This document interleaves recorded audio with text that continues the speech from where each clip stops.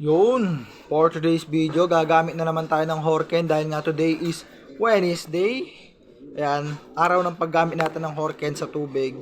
So, kukuha tayo ng 0.3 at ilalagay natin sa 1.5 na lalagyan. At, dahil yun lang ang meron tayo, 1.5.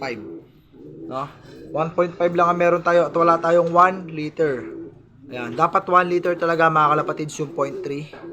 Ayan, so, kuha tayo ng 0.3, ilagay natin sa 1.5 na litro ng tubig.